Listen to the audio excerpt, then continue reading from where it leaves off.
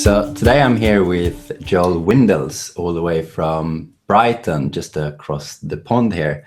Joel, you're VP of Marketing at the world-class social data platform Brandwatch, which is the platform that powers much of what we do here at the SRM Cloud. How are you doing? I'm good, thank you. Thanks for having me. It's always nice to chat. I was thinking, you being both an expert in marketing and social data, and notably social listening, has your view of marketing changed over the years you've been at Brandwatch? Yeah, I mean, definitely. I think the actual change that's happened in marketing hasn't really been driven by the tech vendors and the agencies. It's actually the brands themselves. And the main change I've seen over the 4 years is brands actually becoming more willing to invest in this stuff. And I don't just mean money, I mean really invest and look at the different ways that social data is changing their business, because they've had to. And the public and consumers and people have changed the way that they communicate. So brands really have been forced to change the way they approach social data. Where do you see the biggest investment in which department for social data today? Well, I think it's a bit like, maybe telephones or another technology, email. It always comes from a few internal champions. So you have, 2 or 3 people in the business, or sometimes even just one, that's saying, we really need to do this stuff. I remember you were at BetClick and doing just the exact same thing.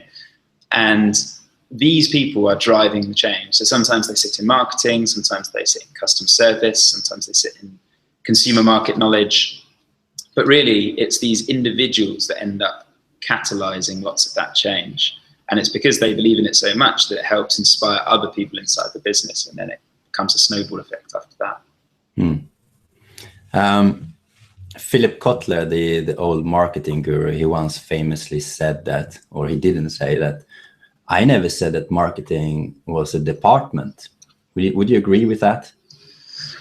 I mean, I think in different companies, the boundaries are different. So in my opinion, you can't have a customer service team without some kind of marketing input or oversight. In other companies, they'll just call it communications, and it will be about correcting things that go wrong. For me, any touch point that a customer has with a company is a form of marketing. Their impression of what the company actually is the marketing, or is the brand, if you like. So really, I think you don't have to have a fixed set of boundaries around this is your marketing team, this is what they do. But really, you should encourage marketing to be involved in any moment where a customer could have a touch point with that brand. So it's a bit of a blurry answer, but I think it should be spread as far as possible rather than... I think that was really interesting what you said. You said boundaries. Do you think social data is helping breaking those boundaries down, or those barriers down between departments in terms of marketing? I think so. Yeah, so Forrester released a report earlier this year, and it was about which departments have a demand for social data. And they listed 13. And I think just the fact that they had so many to list even surprised us. We're a company that sells social data and sells the analysis of social data. And the fact that we weren't even aware that 13 departments, so everyone from product development wanting to understand whether their phone screen size or battery life is more important to their customers and informing how they build it, to the customer service team, as I mentioned, and wanting to find people having problems and actually turn those problems around into something more positive. And of course, we know that it can be used for marketing, PR, campaign measurement, influencer marketing, and really pretty much everywhere across the business. And we work with a number of brands that really demonstrate that. So I think there's a couple of airlines that put social data in a physical space as you walk into the office every morning. And I don't just mean the people who work on computers all day, the people who work on baggage handling and the people who work physically on the planes, for example. And when they're exposed to social data, even though it doesn't actually inform what they do on their day-to-day, it might actually change how they go about doing that job. So how they go about, oh wow, customers are really annoyed at how long it takes to do this. Maybe I'll change the way I do it. And I think it's actually, even if people aren't using it or getting their hands dirty, it does actually help empower a lot of people to do their job in the way that customers want them to.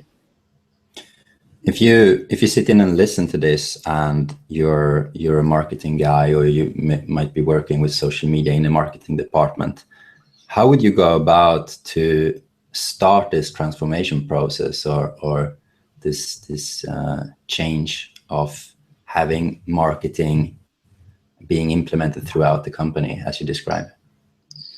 So again, I think this sits with the champions, the internal people who have faith in this. So we have an example of IKEA where there's 2 or 3 people who just think we should be doing this as a company. We're one of the world's leading companies and we're not using social data very intelligently. And their strategy was to actually do just pretty much what I said with the airline, is actually take social data out of inboxes and out of login screens and out of PDFs and put them in the real world. When you have a screen outside the CEO's office or outside the CMO's office or in the canteen, we've got a retailer in the UK that has these huge 6 screens showing what people are talking about the brand as they eat their lunch. And of course, no one's going to sit in front of those screens and do the rest of the work for the rest of the day while they're eating lunch.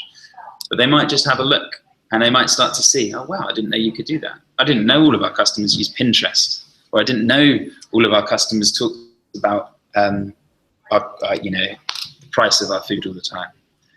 And it's those micro moments. It's not one big sweeping 2-hour presentation on why this stuff is important. It's just a kind of an everlasting, a continuous tiny chipping away of, by the way, there might be something in this.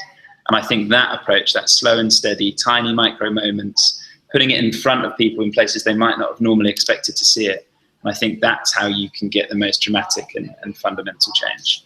So it's about enlightening all your employees, educating them. I think so. It's almost as if you had a screen showing what people do when they buy your products or when they encounter your brand. Because it's so easy when you go about your day-to-day job to forget that what you sell is something that customers want, and you get caught up in the specific dynamics of your job and what it's like internally. So I think exposing that relationship between the brand and the customer actually does an incredible amount to empower people to do their jobs better. Fascinating. To be able to use social data, obviously we're dependent on that social data is public in order to use a social listening platform. The data on Facebook, Twitter, forums needs to be public. But today we're seeing a big trend, and especially with the younger demographic turning to instant messaging tools such as WhatsApp and Snapchat, etc. Do you see that as a threat for vendors such as yourself? I mean, there's a difficulty. It's certainly a challenge. I wouldn't see it as a threat, but I do think we're very cautious to not be one of those companies that's seen as snooping or doing anything wrong. You know, if we get this stuff right, genuinely can change the world. And I know that's a dramatic sentence, but we really can help brands do what customers want them to.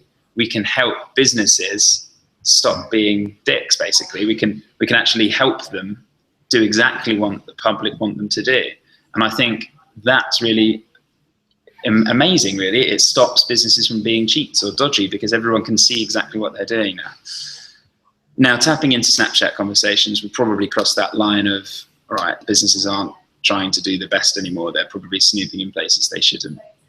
The first challenges brands have is how can they be relevant and how can they be part of that conversation in a place where they're not really welcome? So originally, they weren't really welcome on Twitter conversations, but lots of creative agencies and clever people at brands have found a way to make themselves relevant in a place that they weren't originally invited or intended to be. And actually, I think that will happen with Snapchat now. So there's a broadcaster in the UK that started to actually use WhatsApp to disseminate news around particular events like elections. And I know a few brands have been trialing some stuff with Snapchat. And I think once brands start cracking the idea that they can be part of those conversations, that's where we will come in. So if brands can become part of a Snapchat or WhatsApp or other closed network conversation, then they've managed to find a way in. And I think that opens a lot of doors for the tech vendors to say, okay, we realize this is relevant to you now. How can we help you do a better job of it? Or how can we help you listen?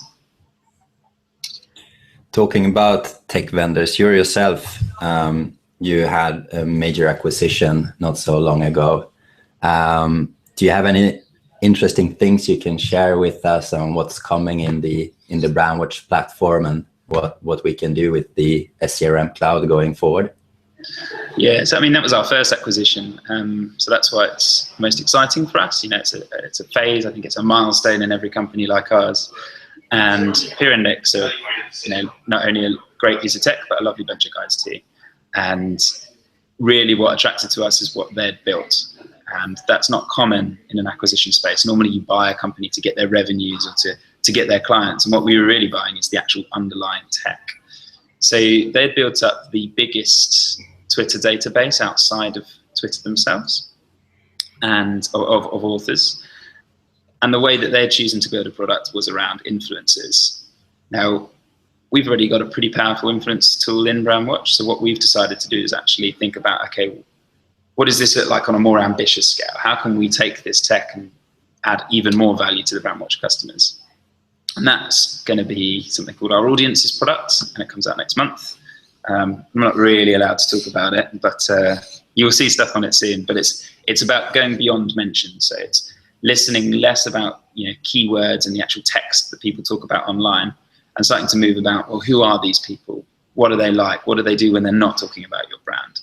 And actually starting to think of people online as a more holistic, it's a bit jargony word, but omni-channel experience. So someone who's not just one particular sentence on one particular website, but someone who exists across the web.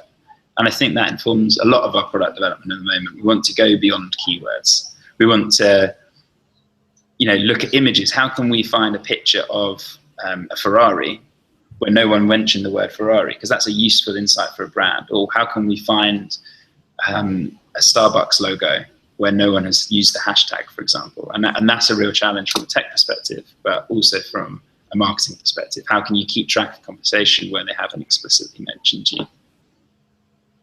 I think it's super fascinating. I know there is a webinar from your CMO, Will, talking a little bit more about these things. So we'll try to put the link in here so you can click on that webinar. Yeah, so lots of what he talks about is going beyond keywords, but also going beyond just these metrics. So for a number of years, us and lots of our competitors have become proficient at delivering metrics to do with social.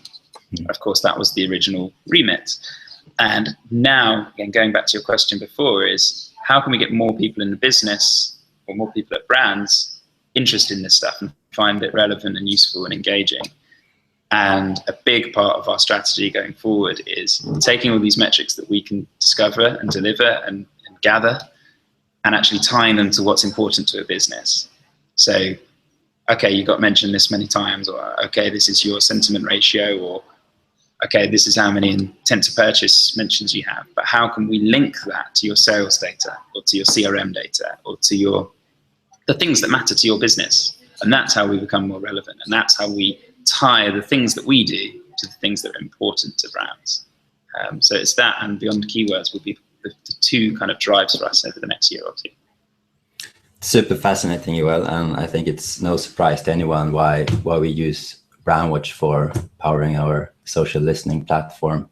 If people want to get in touch with you and speak to you, how can they best talk to you? I think the cliche answer would be say, hey, why don't you tweet me or DM me or LinkedIn me? But genuinely, you can do any of those things. So I'm at Link here on Twitter, or connect on LinkedIn, or I'll even give out my email address. It's just my first name at brandwatch.com, joel@brandwatch.com. Excellent. Thank you so much, Joel. Cool. Thanks very much, Joakim.